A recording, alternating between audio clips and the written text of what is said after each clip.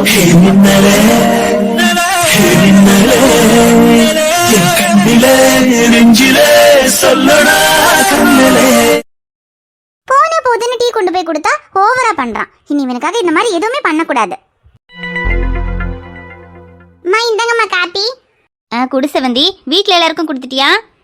எல்லாருக்கும் கொடுத்துட்டம்மா. பூஜா அம்மா தூங்கிட்டு இருக்காங்க, இன்னும் எந்திரிக்கல. அவங்களுக்கு மட்டும் கொடுக்கல. அப்புறம் நீங்க குளிச்சுக்கிட்டு இருந்தீங்க, அதான் சரி நீங்க வந்ததுக்கு அப்புறம் கொடுக்கலான்னு உங்களுக்கு மட்டும் தனியா எடுத்து வச்சம்மா. சரி செவந்தி. அப்ப எல்லாருக்கும் டீ கொடுத்துட்டேன்னா அடுத்த சமையல் வேலையை பாரு. காலையிலக்கெல்லாம் ரெடி பண்ணிட்டம்மா.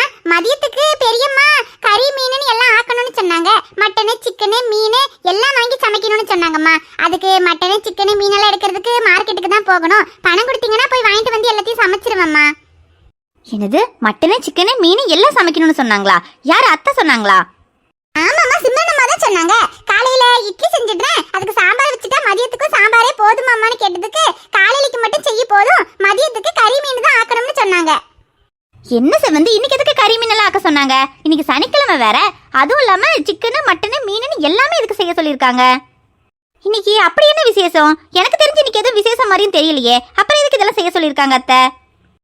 அது அம்மா, நேத்து சின்னையா ஒரு பொண்ணை கல்யாணம் பண்ணி கூட்டிட்டு வந்தாரே, அதனால நேத்து வீட்டுல கூட எல்லாரும் கொஞ்சம் கோவமா ஒரு மாதிரி பிரச்சனையா இருந்துச்சு. அதனால யாரும் சரியாவே சாப்பிடல. அப்புறம் இப்ப பிரச்சனையெல்லாம் எதுவும் இல்லை, எல்லாம் சரியாயிடுச்சு. இன்னைக்கு எல்லாரும் நல்லா சந்தோஷமா சாப்பிடணும். அப்புறம் சின்னையாக்கும் கல்யாணம் ஆயிருக்கு, அதனால சின்னையாக்கும் அந்த பொண்ணுக்கும் சேர்ந்து விருந்து வச்ச மாதிரியும் இருக்கும். அதனால சிக்கனு மட்டனு மீனுன்னு எல்லாத்தையும் வாங்கி சமைக்க சொன்னாங்கம்மா. ஓ, இதுக்கு தான் இப்ப கறி மீன் எல்லாம் எடுத்து ஆக்க சொன்னாங்களா அத்தை? ஆமாம்மா, கல்யாணம் தான் எதுவும் பெருசா பண்ண முடியல. சரி இன்னைக்கு எல்லாருக்கும் ஒரு விருந்து மாதிரி இருக்கட்டும்னு எல்லாத்தையும் சமைக்க சொன்னாங்கம்மா. ஆமா ஆமா, ஓடி வந்தவளுக்கு இப்ப விருந்து ஒண்ணுதான் கேடு. மகாராணி அப்படியே முறையா கல்யாணம் பண்ணி சீர்சனத்தையோட வந்து இறங்கி இருக்காங்க அவங்களுக்கு விருந்து வைக்கிறதுக்கு. ஒன்னும் இல்லாத அனாதை பெரிய இடத்து பையனதும் அப்படியே அதையும் இதையும் சொல்லி மயக்கி ஏமாத்தி வளைச்சு போட்டு தாலி கட்ட வச்சுட்டா.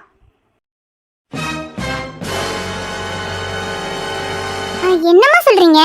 அதுக்கு அந்த பொண்ணுக்கு இந்த கல்யாணத்துல விருப்பம் இல்லைன்னு சொல்றாங்க. நம்ம சின்னையா தான் ஏதோ அந்த பொண்ணுக்கு தாலி கட்டி கூட்டிட்டு வந்ததா? ஆமா ஆமா, அப்படி சொன்னாதானே நம்ம எல்லாரும் ஏத்துக்குவோம். அதுக்காக அப்படி சொல்லி அப்படியே ஏமாத்தி வீட்டுக்குள்ள வந்தாச்சு. இல்லம்மா, முன்னாடி ஏதோ ரெண்டு பேருமே ஒருத்தர் ஒருத்தர் விரும்பினதா பெரியம்மா சொன்னாங்களே. அதுவும் இல்லாம அந்த பொண்ணு நம்ம சைலஜாமா வீட்டுக்காரோட தங்கச்சி இல்ல? ஆமா ஆமா, அதனாலதான் யாரு என்ன சொல்லிட்டு போறாங்கன்ற தைரியத்துல இப்படி ஒரு காரியத்தை பண்ணிட்டு வந்திருக்கா.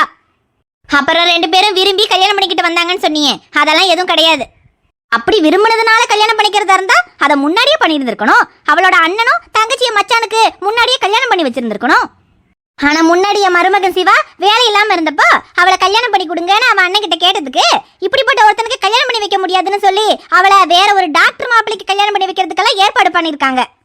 அப்ப அண்ணனும் தங்கச்சியும் சேர்ந்து ஏத்துக்காத என் மருமகனை இப்ப மட்டும் எப்படி ஏத்துக்கிட்டாங்க? இப்ப அவ அண்ணன் இந்த கல்யாணத்துக்கு சம்மதிச்சது தங்கச்சி விரும்பிட்டாங்க காரணத்துக்காக கிடையாது. அதே மாதிரி அவளும் விரும்பினதுக்காக எல்லாம் அவனை கல்யாணம் பண்ணிக்கிட்டு வரல.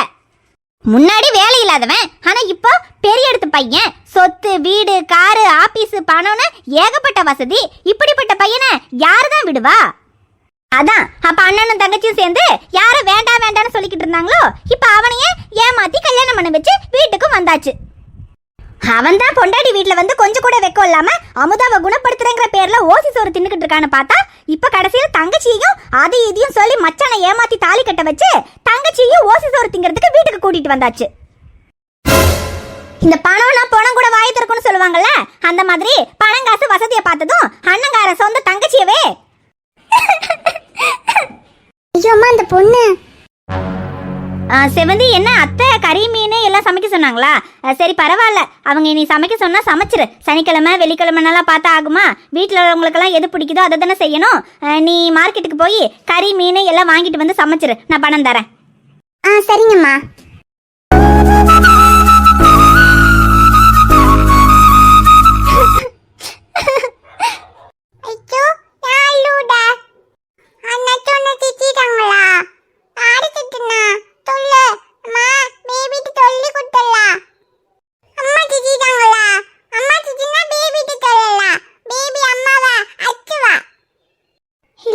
என்ன யாரும் திட்டல.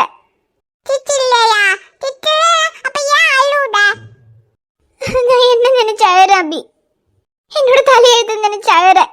என்னால நிம்மதியா வாழவும் முடியல, நிம்மதியா சாகவும் முடியல. அன்னைக்கு அந்த கல்யாண பிரச்சனத்துல விஷம் குடிச்சேன். அப்பவே நான் போய் சேர்ந்திருந்தா எனக்கும் கஷ்டம் இல்ல, என் கூட இருக்கிற யாருக்கும் கஷ்டம் கொடுக்காம போய் சேர்ந்திருப்பேன். ஆனா இப்ப நான் கஷ்டப்பட்டாலும் பரவாயில்ல, ஆனா என்னால என் சேட்டனுக்கு எவ்வளவு கஷ்டம். அவன் என் கழுத்துல தாலி கட்டி இந்த வீட்டுக்கு கூட்டிட்டு வந்ததுக்கு என்ன தப்பா பேசினா கூட பரவாயில்ல, என் சேட்டனை தப்பா பேசுறாங்க. இன்னைக்கு அவன் பெரிய பணக்கார ஆயிட்டான்றதுக்காக என் சேட்டனா என்கிட்ட சொல்லி அவனை மயக்க தாலி கட்ட வச்சான். அவன் என் கழுத்துல தாலி கட்டினதுக்கு என் சேட்டன் என்ன பண்ணுவான்? என்ன பத்தி பேசினா கூட நான் இவ்வளவு கவலைப்பட மாட்டேன். ஆனா என் சேட்டனை இவ்வளவு தப்பா பேசுறாங்க, அதுதான் எனக்கு ரொம்ப கஷ்டமா இருக்கு. இந்த விஷயம் மட்டும் என் சேட்டனுக்கு தெரிஞ்சா ஒரு நிமிஷம் கூட அதுக்கப்புறம் இந்த வீட்டுல இருக்க மாட்டான். இத்தனை வருஷம் பிரிஞ்ச குடும்பம் இப்பதான் ஒண்ணு சேர்ந்திருக்குன்னு எல்லாரும் சந்தோஷமா இருக்காங்க.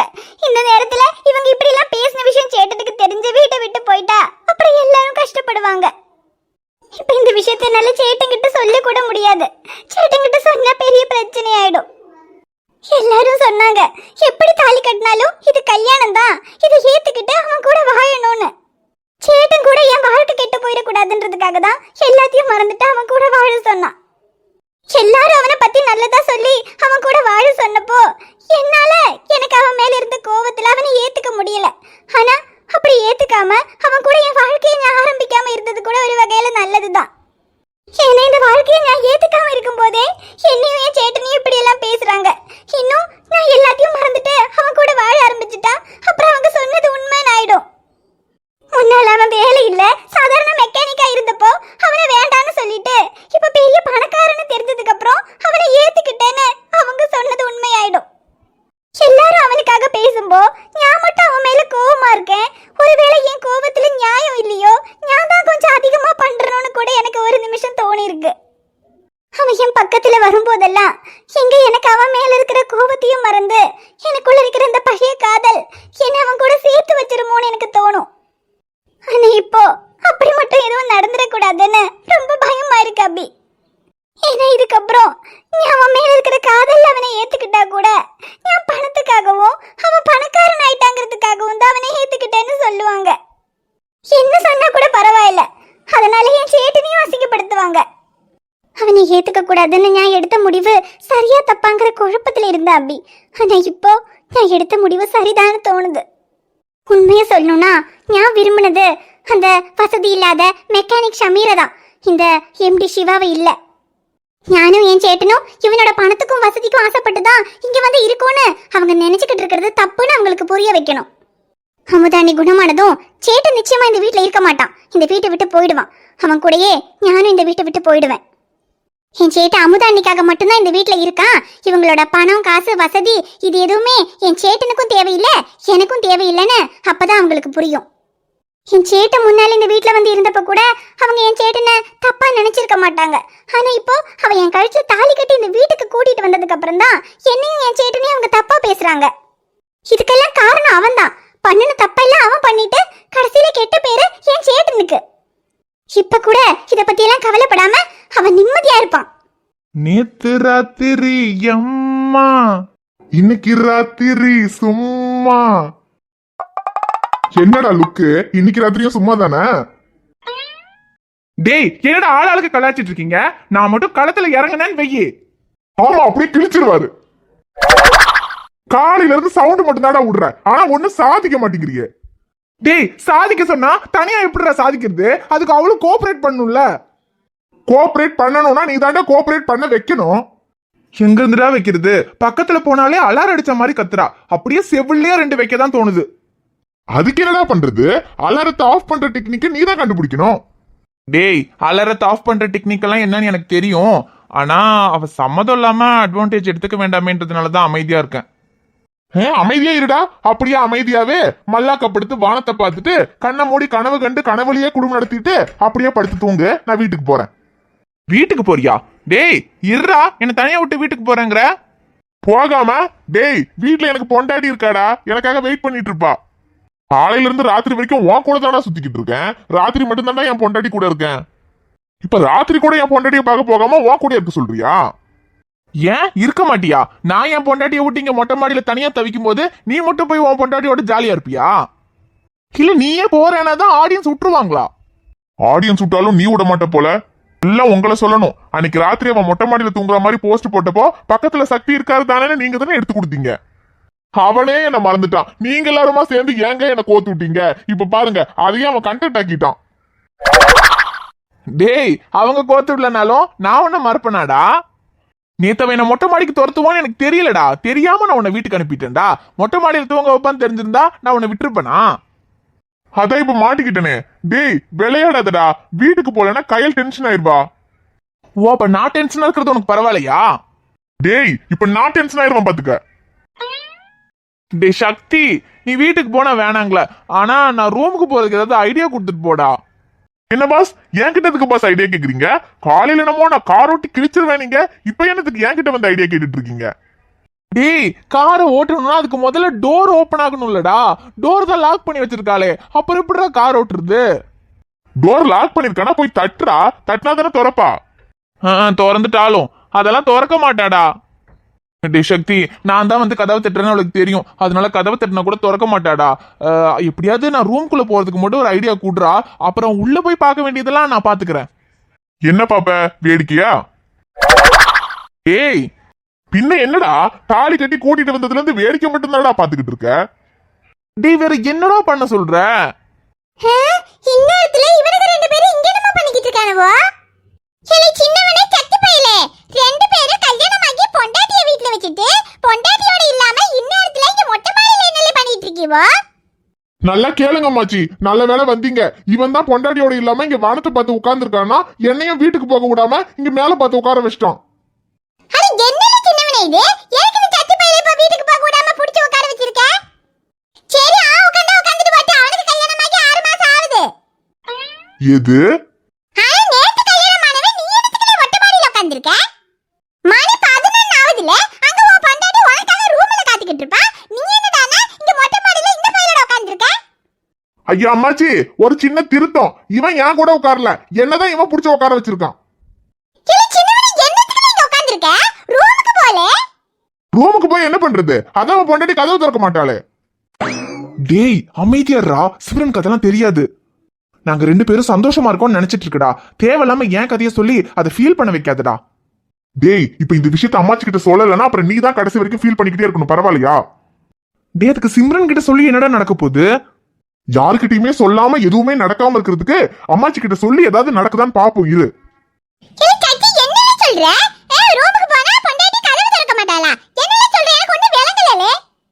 விளங்குற மாதிரி நான் சொல்றேன் மாச்சி. நேத்தி வயசு கழுத்துல தாலி கட்டி கூட்டிட்டு வந்தானே, 2 பேருக்கு கல்யாணம் ஆயிடுச்சு. 2 பேரும் வாழ்க்கைய சந்தோஷமா ஆரம்பிச்சுட்டாங்க. 2 பேரும் சந்தோஷமா இருக்காங்கன்னு நினைச்சிட்டு இருக்கீங்களா? அப்படியெல்லாம் எதுவும் இல்ல மாச்சி. 2 பேரும் இன்னும் வாழ்க்கைய ஆரம்பிக்கவே இல்ல.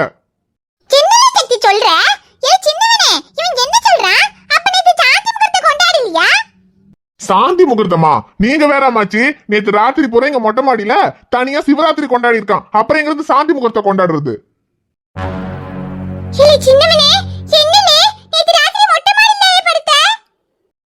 அது ஆமா மொட்டை மாடியில தான் படுத்தேன். அதுக்கு எதுக்கு நீ இப்படி ஷாக் ஆகுற? ஏன்னா மொட்டை மாடியில படுத்ததே இல்லையா?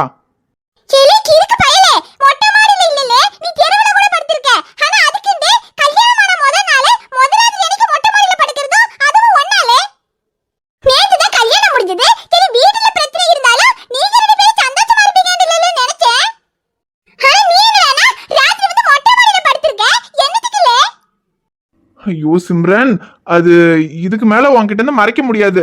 சொல்றேன், ஆனா டென்ஷன் ஆகாத. அது அவதான் என் மேல கோவமா இருந்தால. இப்ப நான் தாலி கட்டி கூட்டிட்டு வந்துட்டேனாலும் அவளுக்கு என் மேல கோவம் எல்லாம் ஒன்னும் போல சிம்ரன். அவ இன்னும் என் மேல கோவமா தான் இருக்கா.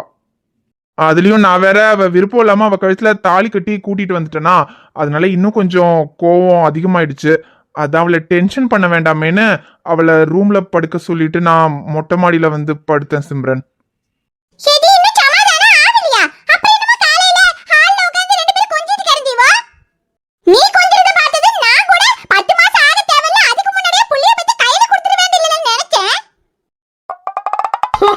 சேம் லைக் அப்பதான். அது எப்படி எல்லா கிழமைகளும் ஒரே மாதிரி இருக்குதுங்க? சிம்ரன் பக்கத்திலேயே சேர்த்த மாட்டேன்னு சொல்லிக்கிட்டு இருக்க. இதுல உனக்கு 10 மாசத்துல புள்ள வேற வேணுமா? 10 மாசம் என்னத்துக்கு? 10 நாள்ல பெத்து கொடுக்கவா?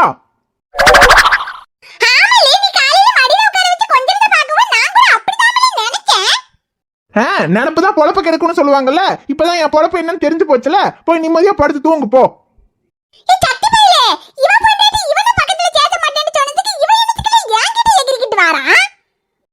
அது ஒண்ணும் இல்ல மச்சி, கடுப்பு தான், வேற என்ன. ஆமா, இப்படி மொட்டை மாடியில கடுப்பாய் உட்கார்ந்துட்டா மட்டும் என்ன சரியாயிடுமாக்கு? வேற என்ன பண்ண சொல்ற சிம்ரன்? என்னல என்ன பண்றதுன்னு என்கிட்ட கேக்குற? இன்னைக்கு என்னமோ இந்த காதலர் தினமாவுல அப்படினா ஏதாவது இந்த ரோஜா அப்புறம் சாக்லேட் அப்புறம் ஏதோ பொம்மை எல்லாம் கொடுத்து இந்த பிள்ளையோட கரெக்ட் பண்றாவோ அந்த மாதிரி என்னதாவது கொடுத்து வா பொண்டாட்டி கரெக்ட் பண்ணல. என்னது இன்னைக்கு வேலண்டைன்ஸ் டேவா? அட பாவீங்களா, இவன் கூட சேர்ந்ததுல இது கூட ஞாபகத்துல இல்லையே. கையலுக்கு ஒரு விஷ் கூட பண்ணல, வீட்டுக்கு போனே என்ன சாவடிக்க போறா. ஐயோ சிம்ரன், இந்த ரோஸ் டே அன்னைக்கு ரோஸ் கொடுக்கறது, சாக்லேட் டே அன்னைக்கு சாக்லேட் கொடுக்கறது, அப்புறம் டெடி டேக்கு டெடி பேர் கொடுத்து ஐ லவ் யூ நீ தான் என் உயிரினெல்லாம் சொல்லி ப்ரப்போஸ் பண்றது, இதெல்லாம் ஸ்கூல் பசங்க லவ் சிம்ரன். ஆனா என் காதல் அது இல்ல சிம்ரன். பனித்துளியோட இருக்கிற ரோஜாவை அவளுக்கு கொடுக்கறத விட கடைசி வரைக்கும் அவ கண்டிருந்து ஒரு சொட்டு கண்ணீர் துளி வராம பாத்துக்கிறது தான் என்னோட காதல். சாப்பிட்டா திகட்டுற சாக்லேட் அவளுக்கு கொடுக்கறத விட என் உடம்புல உயிர் இருக்கிற வரைக்கும் அவளுக்கு திகட்டாத அளவுக்கு என் அன்பு அவளுக்கு கொடுத்துக்கிட்டே இருக்கணும், அதுதான் என்னோட காதல். காஸ்ட்லியான கிஃப்ட் கொடுக்கறதுல இல்ல சிம்ரன் என்னோட காதல். நான் அவளுக்கு வாங்கி கொடுக்கற ஒரு முழம் பூ அதை விட இந்த உலகத்துல வேற எதுவுமே பெருசு இல்லைன்னு அவளுக்கு தோண வைக்கிறது தான் சிம்ரன் என்னோட காதல். அப்புறம் இந்த வேலண்டைன்ஸ் டே அன்னைக்கு மட்டும் ஐ லவ் யூன்னு ப்ரப்போஸ் பண்றதுல இல்ல சிம்ரன் என்னோட காதல்.